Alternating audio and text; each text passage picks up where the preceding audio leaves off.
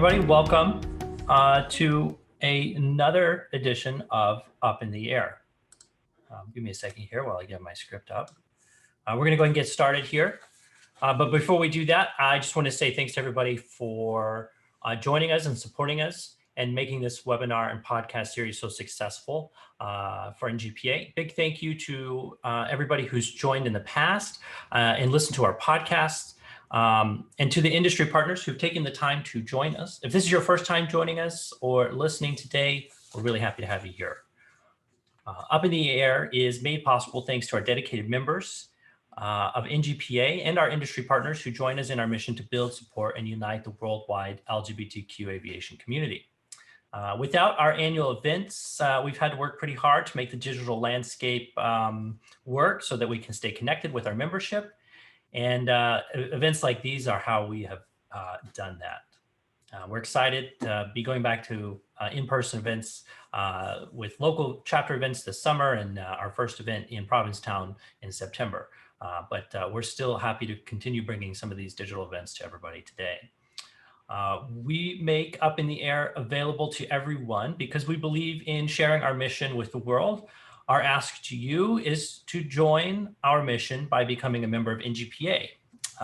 Becoming a member of NGPA today, go to our website, ngpa.org, and click Join Now. If you aren't already a member, maybe you've been a member in the past, I ask you to consider renewing your membership today. But if you haven't ever been a member of NGPA, go ahead and join today. Annual memberships begin at $49. Student memberships begin at $20 annually. And they're available to everybody: pilots, flight attendants, aspiring aviators, aviation enthusiasts, and allies of the lesbian, gay, bisexual, transgender, and queer community. When you join NGPA, you support our mission and help make programs like Up in the Air possible. So visit our website today, take a look around, and consider joining and becoming a member if you aren't already. I'm Troy Merritt. I'm the Vice President for NGPA. I've been a member of NGPA since 2016. Normally, I'm co-hosting this with Brian Gambino, the president of NGPA. He's not here today. He's actually out flying. I just got a note from him. He just took a delay in, I think, Phoenix, or Las Vegas. I'm not really sure. Somewhere where it's hot. So he's complaining about the heat. He can't be here today with us. He'll probably be on our future Up in the Air presentations as we continue to host those throughout the summer. But today, joining me are going to be two folks from Piedmont Airlines: Lynette Darnell, the Senior Manager of Diversity, Equity, Inclusion, and Tyler Tenbrink, Director of Talent Acquisition and Development for Piedmont Airlines. They're going to give a short presentation to us, and then we'll have some Q&A from those who are attending today. We'll be able to answer your questions and have a conversation about things you want to know more about from Piedmont Airlines. The Q&A box should be at the bottom of your screen, depending on what device you're using. You can submit your questions. Be sure to check and see what other questions folks have submitted. You can upvote those questions if it's something you're also interested in hearing an answer to. So check out the question box. As the presentation is given, throw your questions in there. We'll get to those questions at the end of the presentation and start working through those in as much time as we can, get to as many of the questions as we have. So Piedmont Airlines is a Diamond Elite sponsor for NGPA. It's important to know that because that's the highest sponsorship level that NGPA offers or has available. So Piedmont has been one of our top supporters and allies of our organization for a long time. In fact, Ty and Lynette have been members of NGPA for a very long time. We've gotten to know them very well over the last few years, attending all of our expos and our events and supporting us along the way. Piedmont is our annual Pride sponsor during the month of June and other months where we host Pride. But Piedmont's always hosted our Pride events around the United States and actually, in fact, overseas as well. A little bit about Piedmont Airlines. Piedmont's a wholly owned subsidiary of American Airlines Group. Piedmont operates nearly 400 daily departures to 55 cities throughout the eastern United States. Piedmont is headquartered in Salisbury, Maryland, and employs nearly 10,000 aviation professionals in its flying and ground handling. So with that, I'm going to go ahead and invite Tyler and Lynette to join us here on screen. We're going to hear from them, their presentation, and a little bit of information about Piedmont before we get to your questions. Tyler, Lynette, how are you guys doing? Doing well. Thanks for having us. Great. Well, I don't think I'm able to get my camera on. Let me take a look at that. I think I can help. Try that. There we go. Okay. Hey, nice to see you and hear from you guys. I'm going to hand it off to you guys. It's all you. I'm going to turn my camera off, and I'll join you when you guys wrap up, and we'll work on some question and answers. How's that sound? Sounds great. Sounds good. Thank you. Awesome. Thanks, guys. Thank you so much for having us.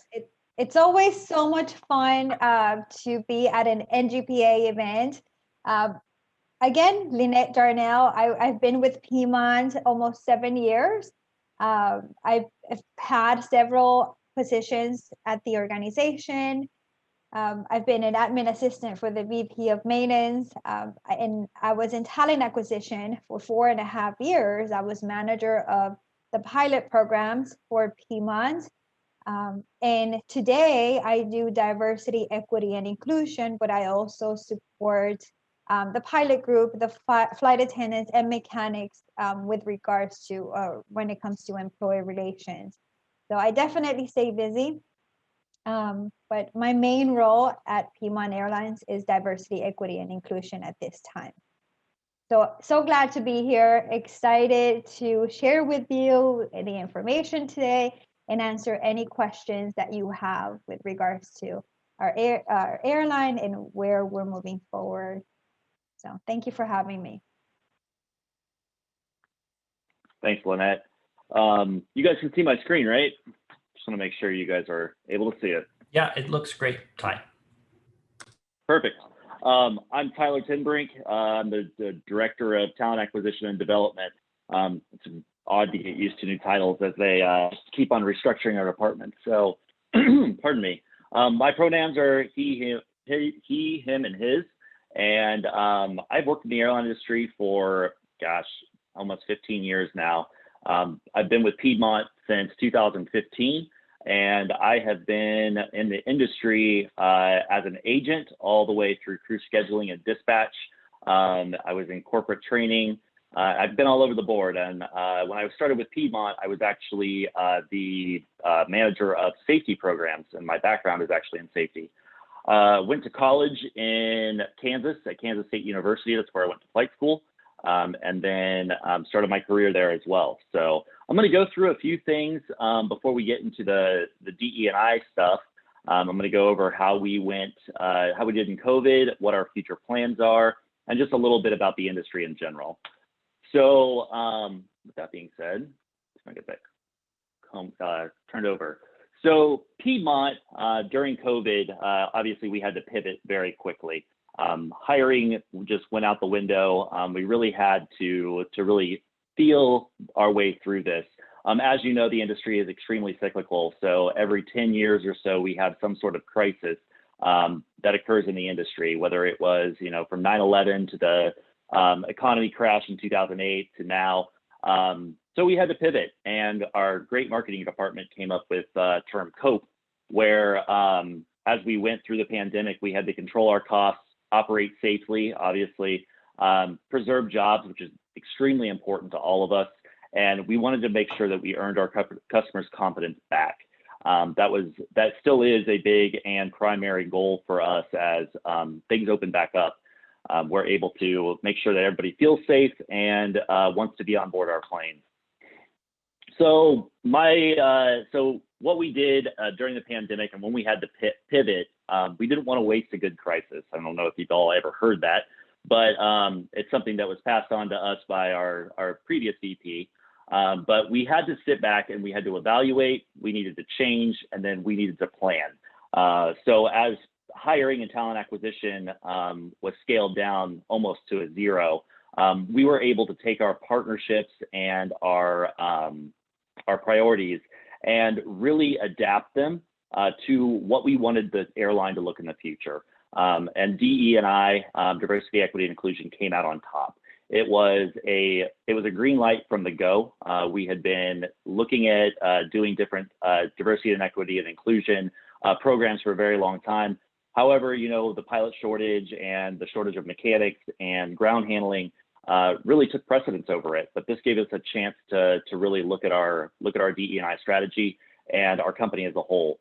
So I'm really proud of this, that we were able to do all these things, to adapt, to simplify, and to prioritize these pieces, especially with the diversity, equity, and inclusion piece.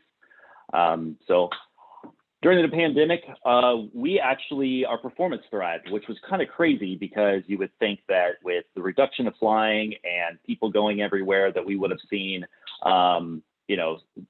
some failures on our part as an airline, specifically with on-time performance, customer approval ratings, and things like that. But it actually went up, and we are one of the top regional carriers for American Airlines. If you go look at our stats, we're pretty proud of that. We actually did not furlough any pilots, which was huge on our side. Our union and our senior leadership were able to mitigate furloughs by doing reduced lines. People actually took what we called early outs, or extended leaves of absences. It was pretty minimal when it came down to it. And I think that even though that with reduced lines and, having to go onto reserve and just not being able to fly in general really took a toll on people. But now that everything is coming back, and I'll go over some stats later, it's really become, people are really excited to be back. They're really happy to be serving our customers and just be at work. So I think people took a big hit on their social aspect. And when they realized that, they couldn't work at the office or weren't in the aircraft, it was pretty depressing if you think about it. We actually took on new routes when they started reducing lines of flying at American, and they're the ones who own our schedule. They started taking down capacity as well. So as you all know, or probably know, we fly ERJ 145s, 50-seat aircraft. They're small, and we do short hops all over the East Coast, which is something that actually worked to our advantage during the pandemic because of the capacity that we hold. They actually let us or asked us to take over some flying in the Chicago region. And we actually started service into those cities, which is always interesting, especially when they're not in your operational specs.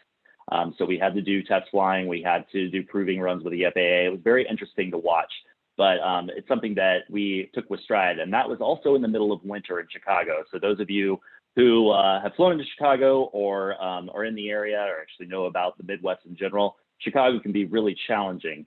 And with an airline that's never operated there before, it doubled that challenge. And we took it in stride, which we're really proud of. As some of you know, and you're most likely on here because you're either a pilot or an aspiring pilot, but we also have a large ground handling presence. And what that means is we have a lot of agents, so your baggage handlers, your customer service agents, and a lot of stations that we actually do the ground handling for at American. So I wanted to touch on that a little bit because it's actually almost 3/4 of our company. It's very interesting to watch that side. Lynette and I, we worked in the pilot hiring side and on the operational side. And then when we did our corporate restructure and talent acquisition was rolled all into the department that I'm in charge of. And so we took over ground handling. It's been a learning curve. It's been a while since I've been in the station and actually standing in their shoes. So I'm happy to be back into it. A lot of things have changed, but again, it's a primary piece of our business. We also successfully transitioned during the pandemic into a new HRIS, which is essentially it's the big computer system that runs the company, and that is a challenge of its own. It is extremely difficult to integrate. It's extremely difficult to develop, but we were able to do that. And by a large part, it was due to the pandemic because we could focus on developing that new technology and really getting it out. It did not go without hiccups. There's always problems with these things, especially with technology, and moving from a system that only held or was only intended to hold around, 500 to 1,000 people that was built in the, early 2000s to an up-to-date computer system is quite a challenge. So It's been a lot of work and it's still ongoing. So we also continued doing our audits, IOSA, DOD, all of those we passed with flying colors. Being part of the safety team in my previous career, it was a really interesting thing to watch, and we're really proud of the progress we've made and continue to hold at Piedmont. And then last but not least, and something that I am proud of Lynette for, and a big shout out to her, was utilizing and getting our diversity, equity, and inclusion efforts expanded and off the ground. That was a very large feat, and it takes a lot of courage, it takes a lot of planning, and it takes a lot of buy-in, and especially from senior management. We have always been that's everybody considers us a small regional carrier, when in fact we have 10,000 employees, 10,000 plus, give or take on a given day. But those DE&I efforts have really opened up the doors for a lot of people, and it has really started to change our culture, which is a big part of Piedmont's draw. Is the people that work there are people that are lifelong friends, and it's been a trip. So moving on, so Piedmont, what it looks like today, our fleet size actually has reduced. When pre-pandemic, we were at 60 aircraft, 60 ERJ-145s. And then we reduced that. We parked 5 aircraft. They were the oldest in our fleet. And as you know, our fleet is aging. So we parked those. We still have 666 pilots on the seniority list. And the last one was hired 3/15 of 21. Important to mention that we are beginning to hire again. We will have a class in July of 12 new hires. Again, in August of 12 new hires, and then looking at the attrition and the things that are going on in the industry, we expect that to expand and increase as we go through Q3 and Q4. So good news on the hiring front. The other thing is the cadet program. I know you guys are going to ask a lot about that. We are actually redoing the contract to make it more simplified. Makes it easy for a lot of people. I hope to have that program up and rolled out in the next couple of weeks. We have the final contract overview with the fun lawyers, but we are looking to do that. For those of you that are just looking to get your foot in the door in the airline industry, we have a number of flight attendant positions open, and we've been hiring actually through the pandemic for flight attendants. Our number currently sits at 346, and it does sound odd. But that is actually half of our pilot population, or about that. And since we only have 1 flight attendant per aircraft, it's the only thing that's required. That's why that number sits that way.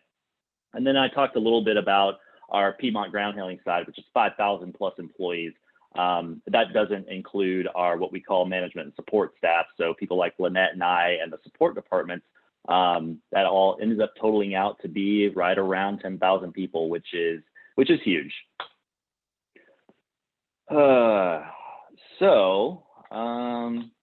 What we went through on the ground handling side, I talked about the 55 aircraft that we're still operating, but we also opened up, and as you guys have probably seen in the industry news, DCA got a new terminal, and it was finalized and finished about a month ago, and then we had to do a large push for ground handling hiring during the pandemic, which was a challenge of its own. Just due to the fact that, we had to limit the people that came in. Face-to-face interviews are always something that we've done in the past. It's just, we like to get to know people versus this whole virtual situation that we're in now. But it actually worked out very well. Successfully launched that, hired a lot of people, and we're still continuing to do so. Another odd thing that occurred during the pandemic was Phoenix actually expanded. Phoenix is a large ground handling hub for us. And we hired on, I think, about 300 new agents as we went forward. So it's been quite a feat during the pandemic. So we're looking forward to seeing that continue to grow, and in our West Division continue to grow as well. And then what we are doing on the ground handling side, we knew that, I'm sure that if you look at the hiring demographics and what's going on in the world today, it's really hard to get people in the door, especially in entry-level positions. And so what we did is we instituted new pay rates for our ground handling side off contract, which we were in hopes to. It's been about 2 weeks.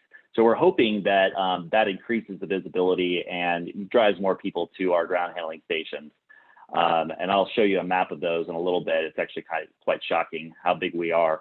And then we also incentivized our current employees by just going ahead and giving them incentives to work more.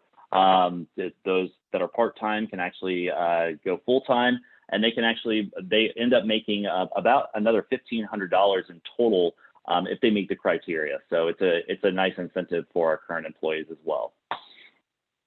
On our lines of flying, so this is a kind of a rough draft of what occurred. Pre-pandemic, our average lines, and what lines of flying are, it's not really what pilots bid on, but it's what AAA gives us as a schedule in and out of hubs. So we were sitting about 53 lines of flying, which kind of correlates to the aircraft that we have, and then the having to have spares and things offline for heavy check maintenance and things like that. So 53 lines of flying pre-pandemic. And then in October of 2020, you can see where we took that hit, and it reduced down to 23 lines of flying, which is roughly half of what we were flying prior to that. We were back up in November of 2020. Like I said, we took on some roles for other regional carriers that just had too much capacity in the markets. And then we've been steadily increasing. We are now back to 48 lines of flying currently. So we'll have 48 this month, and we also have 48 next month. So that's really, it's encouraging. It's great to see. I'm really happy about that. One thing to note that, the Philadelphia operation seem to have taken the biggest hit. Philadelphia reduced its flying down to, a couple of banks a day, just due to the fact that it was a large international gateway. So we were actually not flying on like Tuesdays and Thursdays, which really took a hit on our side. But just due to the fact that Philadelphia is our largest operational hub, both in, not in ground handling, but it's a large hub in ground handling, but it's also large in the largest hub we have in domicile for our pilots and flight attendants. So this is the map I was talking about a little earlier. So if you take a look at where we actually fly, it's the red triangles, but on the ground handling side, you can see that we are coast to coast. Our West Division continues to grow. And I think our newest city is actually Boise. And then Fairbanks and Anchorage. Fairbanks is also a new city for us. And we are hoping that we are getting a couple more cities here shortly. So looking forward to that. The continued growth is always encouraging at Piedmont. And then on top of that, we're just continuing to hire all over the place. So if you're, in any of these cities, take a look. I'm happy to point you in the right direction if you just want to get your foot in the door. We do have a program for current employees that want to be pilots. Essentially, we allow you to go on either a part-time or full-time leave of absence to continue your flying efforts. We will pay you approximately $30,000 to go do that. And it's something we like to tout internally. And I believe Jason Blair is on, which is one of our recruiters, who will probably be taking advantage of this program shortly. So as the cadet program rolls back online, the CAP, or what we call the CAP, the Career Advancement Program, will also go back online, which I'm looking forward to.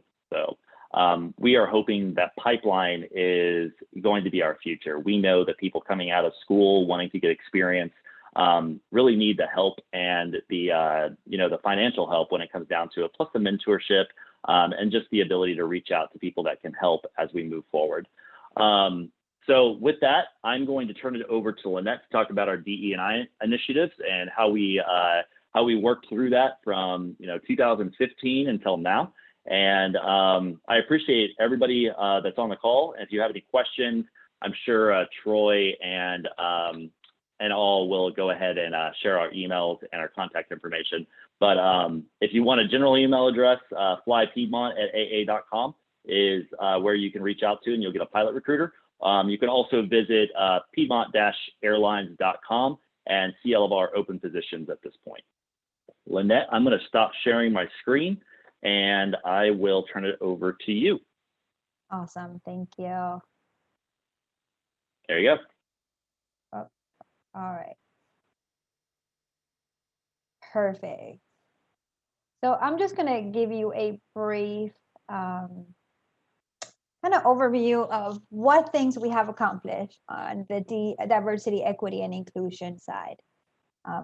Our goal at Piedmont is to promote diversity and create an inclusive work environment where everyone can grow, strive, and be their best self.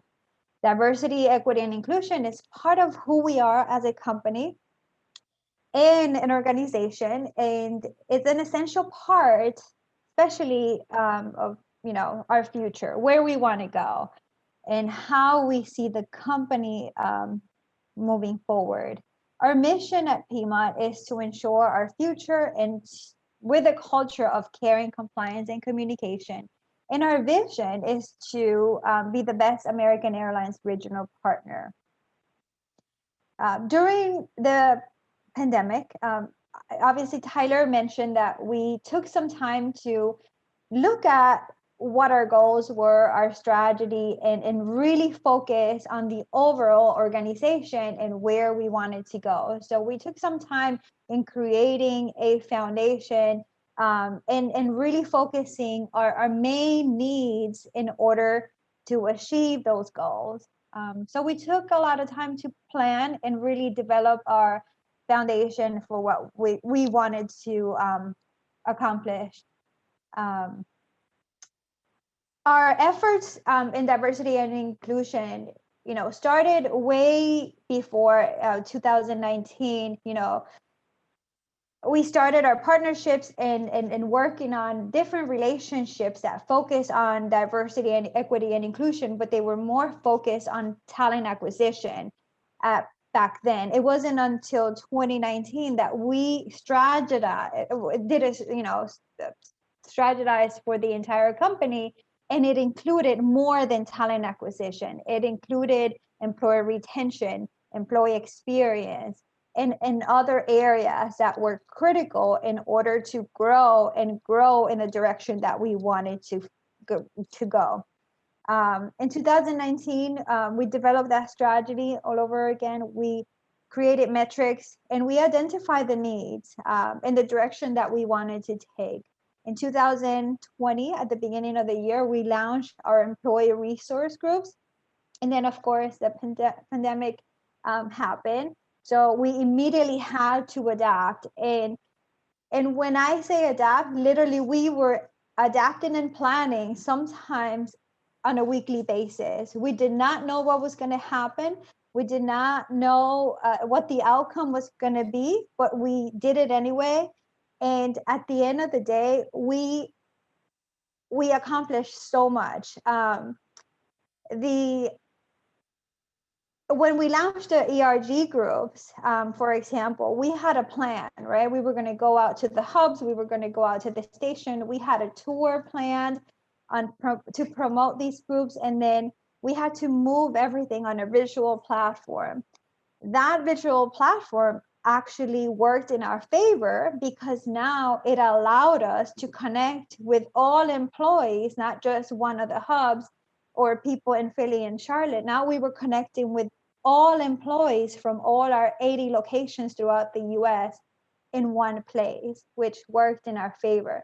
Another focus that we had to shift was reevaluating our partnerships and what those relationships actually looked like, right? We were no longer in a position of power where we had an endless budget that we were able to just, sponsor everything that we wanted. We were in a position where now we had to reevaluate our collaborations and how that was going to look moving forward.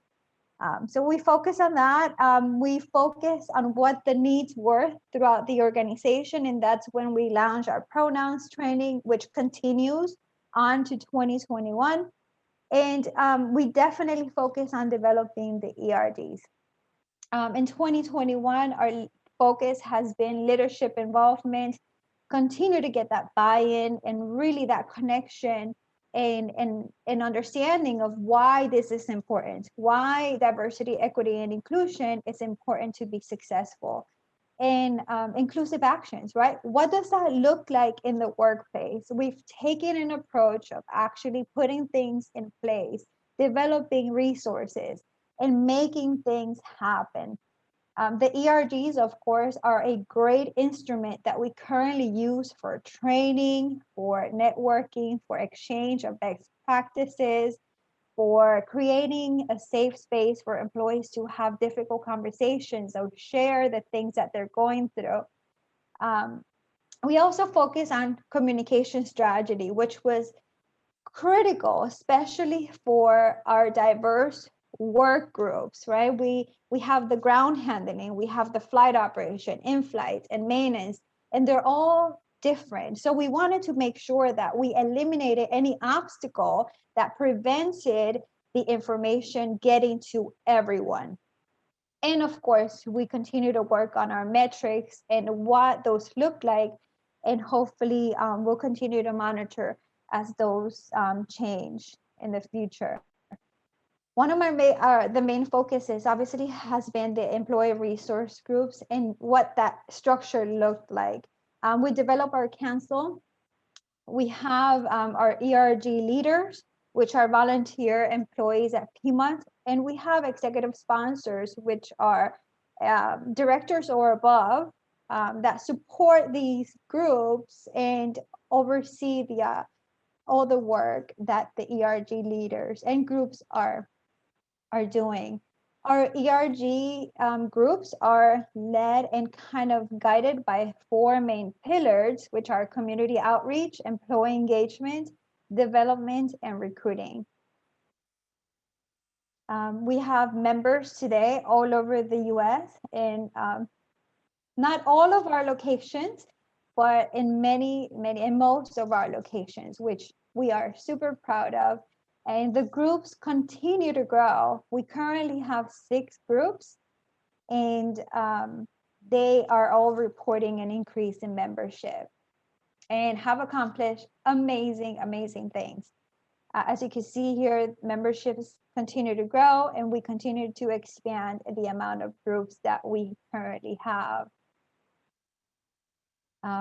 Different ways that we have the groups communicate. We have monthly meetings.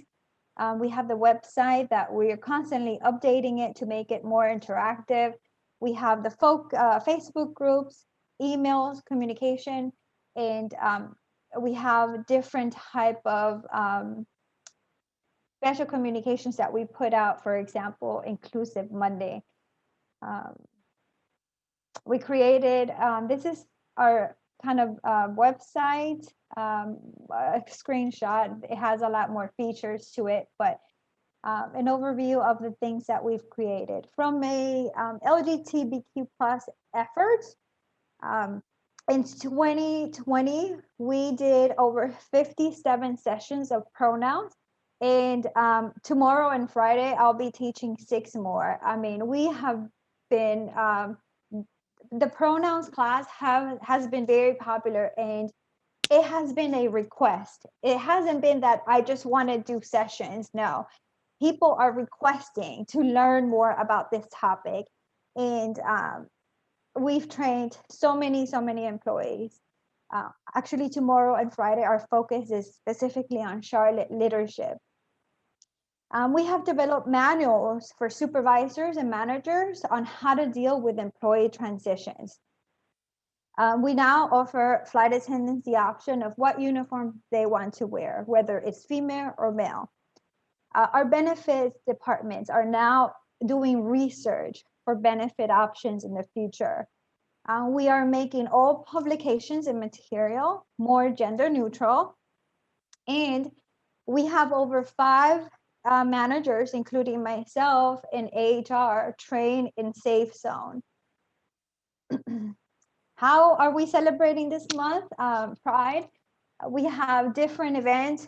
We just met with P-Flag in Salisbury, and we're super excited about supporting them locally because we are based in Salisbury, Maryland.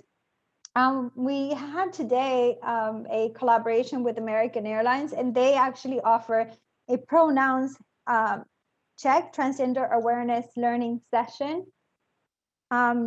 We have the conversation about intersectional of race and LGBTQ identities coming up on the 24th. And we have the Pride Salisbury P-Flag Rainbow Crosswalk painting. That's going to be a in-person event, which everyone is looking forward to it. And we have, let's see, a free bystander intervention training to stop LGBTQ harassment coming up on the 17th, 23rd, and 24th. So we have several things. We were in Charlotte last week. We kind of joined them on their Pride event, which is the picture that you see here on the bottom. A lot of fun. We had many employees come out. So we're definitely taking an active approach to celebrating Pride and really doing things different. Yeah, and that's my update on diversity, equity, and inclusion. Thank you so much, Lynette, for that. It's exciting to see airlines all around, including Piedmont, working towards making their whole airline, flight operations, in-flight, and all their departments more inclusive for an industry that has historically struggled to be inclusive. You know, the amount of change led by folks like Piedmont over the last several years has been really incredible and awesome to see. So, all right. Did you guys have any more that you wanted to add to your presentation, or did we want to move to some question and answers? That was it on my end. Tyler, do you have anything else? No, I'm good. I think I went over everything that I wanted to touch on. I'm hoping for some good questions. Yeah. All right, folks, don't forget we've got the question and answer box. If you're interested in asking your question live, we can also do that. I believe there's a raise hand feature. We can bring you on. You can ask your question and have a conversation here with Lynette and Tyler. I have a few questions I wrote down that we can start off with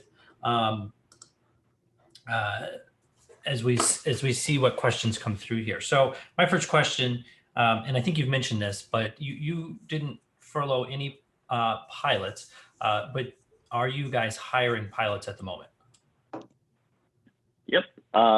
So we did not furlough any pilots during the pandemic. We did reduce schedules. Pilots were given half lines, or they were asked to take half lines. Some of them took early outs, which is an early retirement.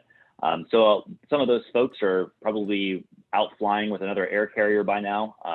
You know, my whole situation is that, you know, American and the wholly owned aren't hiring as much as, say, some of the other air carriers at this point, but happy to say that we will begin hiring. Actually, we're already in the process of interviews right now for July and August class, and we expect that to extend for the rest of the year. Well, awesome. We got one question here from Corey Burke. He says, I'm a returning pilot who has 3,000 hours in the Embraer 145, but I've not flown in 8 years. Am I a good candidate for your airline? What's your response to that? So on that front, yes, you are a good candidate for that. However, what's going to happen is the flight department and the recruiting department are going to take a look at your currency. And if you are not current, we ask you to go do that before we offer you an invite, and then go ahead and update your airline apps on that side. Currency being instrument current, it doesn't have to be, you don't have to go do anything crazy, but we ask you to at least be current and ready to fly. Okay, so logbook currency, like legal currency. Yeah, for the Correct. FAA. Okay, interesting. Yeah, it sounds to me like a lot of folks are looking at picking up hiring as we move into the fall and to the summer months here. So, which is really great news for the entire industry here. Daniel Horst has a question here. Do you prefer a CFII or ATP written done? So you have to have your ATP, CTP course. How do you guys handle that? So ATP, CTP, as we roll out into the cadet program, we're hoping, and actually it is already happening, that we are going to begin offering the ATP, CTP course paid for by Piedmont. It was industry standard before the pandemic. We don't see any reason to stop that at this point, knowing that pilot hiring and just the competition out there is going to be fierce. So we want to do everything that we can for you guys, for you all. The CFII versus the ATP written, it's not required to have the ATP written completed. We're going to send you anyway. And then on top of that, we will, the CFII really it's not going to affect your hiring so much. Our training department does looking at the data, sees better performance from CFIIs versus anybody else. But our cadet program, and even people that are out flying their own aircraft, or just going through a training program without wanting their CFI, we always consider, and we do hire. There's no minimum qualification for you to be a CFI or II. And in fact, our cadet program doesn't require you to be a CFI at any school. It's a pretty open program. It allows you to fly. We used to have partner schools, and they were in contracts, and you had to go to a partner school to be a part of the program. We've simplified that, and you are actually able to go and fly however you want, whenever you want, just as long as you meet the minimum hour requirements per month. So that's kind of a great thing on that side. We wanted to make sure it was easily accessible and it wasn't excluding anybody from becoming a pilot for Piedmont.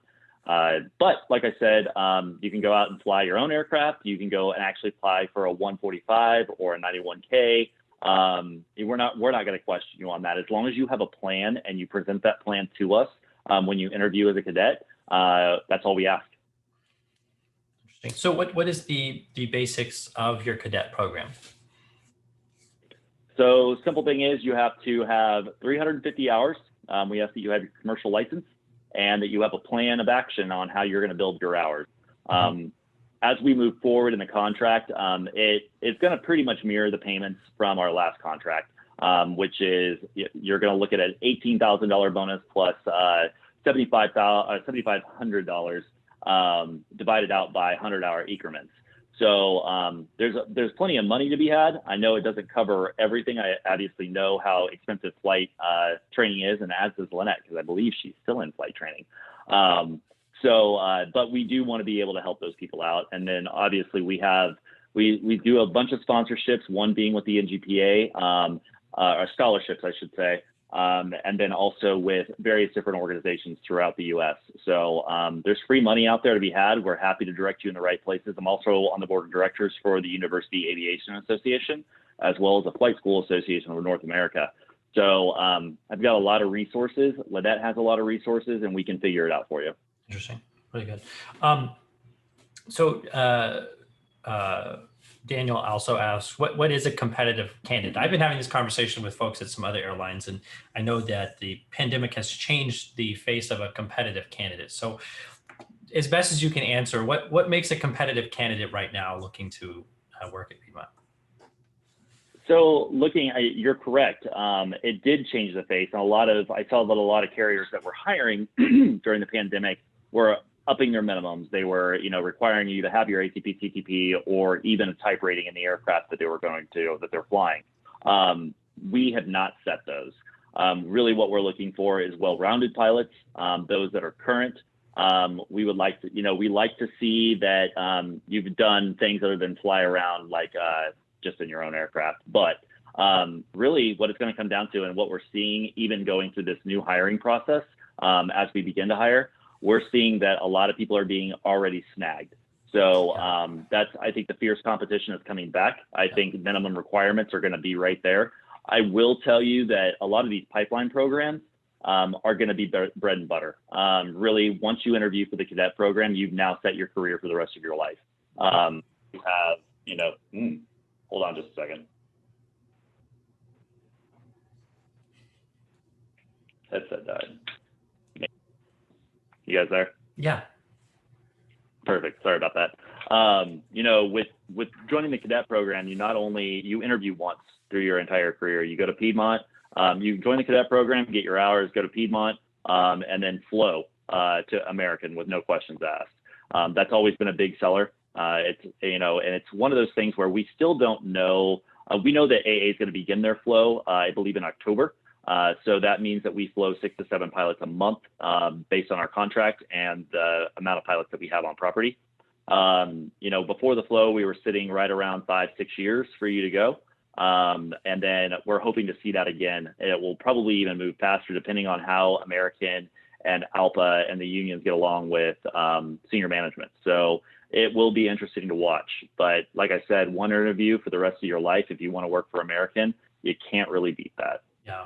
Yeah. Oh, it's a good deal. It's a good deal. I know of several folks who flowed or were about to flow right before the pandemic to American, and Piedmont had one of the best time frames to get to American too for a long time. I don't know if that's still true, but yeah, no one can figure out the flow time at this point. I think it's kind of where we're kind of sitting and how hiring is going to go. I think attrition is going to play a lot into it.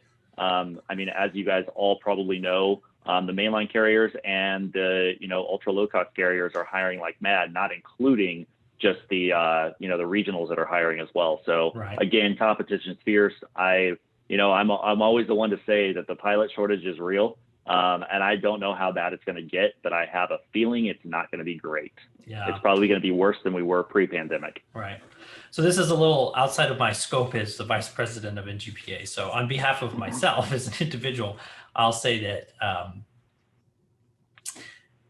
I don't think that the pilot hiring environment has changed a whole lot since before the pandemic. Had the pandemic lasted 2 or 3 or 4 years, I think we would have seen a lot bigger backlog, but there wasn't a lot folks did to change their resumes or add that many pilots to the available pool of pilots during that 12 to 15 months where most folks weren't hiring at all. So it was a delay, but it really didn't change how many pilots are available. And I still see, myself, I agree, there's a large need for pilots out there, despite everything that's happened over the last 12, 15 months. I remain very optimistic for anybody who's looking to get into the industry, looking to get hired right now. It will take some time, from my understanding, for folks to get back up to speed, hiring wise, and getting the departments ready to start training again. So here we go. Steve Tustin, I know Steve Tustin, has a question. He says, for someone just getting into flying, is applying as a flight attendant a viable path to the flight deck at Piedmont? Absolutely. We actually have a few flight attendants that have either gone through or are in our career advancement program. And that is one of the perks of being a Piedmont employee, is just that, is being able to take a leave or even work part-time to advance your hours, continuing to be paid as a part-time person, and then getting that $30,000 up front to go fly is a huge deal. Now, I will tell you the slots are limited in that. I mean, $30,000 up front is the airline's taking a lot of risk on their current employee with that amount of money.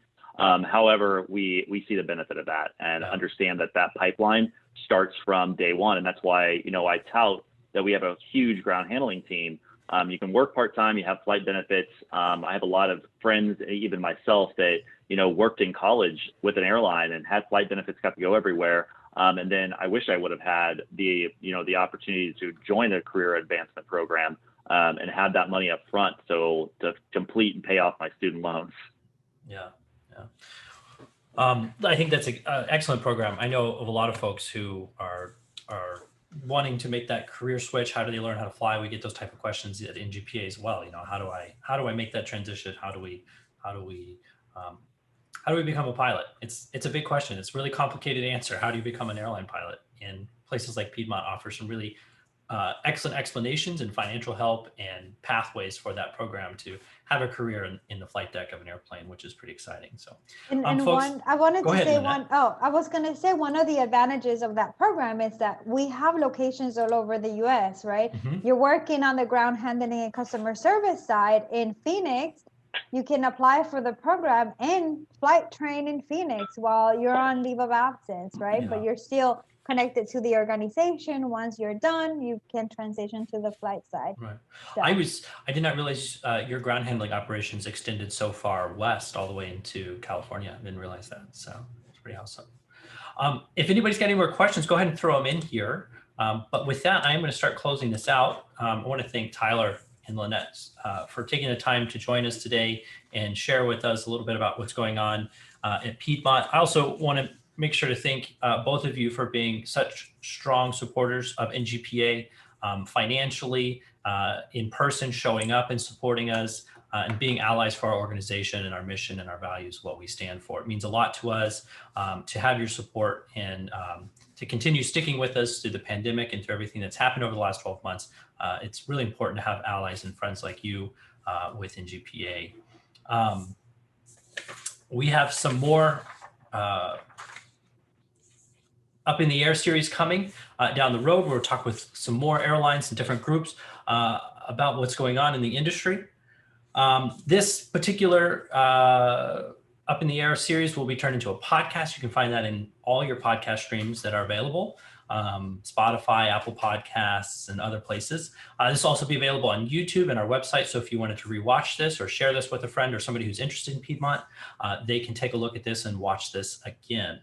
I don't see any more questions. So with that, I'm going to go ahead and close it out here. Thank you so much to everybody who has joined. Take a look at your email inbox for more updates on the more Up in the Air series. And for those of you wondering, it usually takes about a day for this to get turned into a YouTube video and about a week for it to get into our podcast streams. So thank you so much, Tyler and Lynette, for taking some time and being with us today. Thank you. Hey, Troy, one more plug. Yeah, go ahead. Don't forget that the scholarship window, the NGPA scholarship window is open. Go and apply. Yes. Free money. Yes. Yes. So Piedmont is, oh man, I literally spent hours working on this. You guys have a $5,000 advanced flight training scholarship, right? I'm pretty sure that's what it is. Yep. We got about 20, we've got 26 different scholarships. And you know what? Actually, you guys have two. You guys are part of the Flex Air Scholarship, which is a really great training program. That's the private pilot training program with Flex Air. Piedmont is partnering with Flex Air there to also help somebody make that big first hurdle, cross that first hurdle in their flight training career, which is getting their private pilot certificate. But we also have an advanced flight training scholarship available from Piedmont through NGPA scholarship program as well.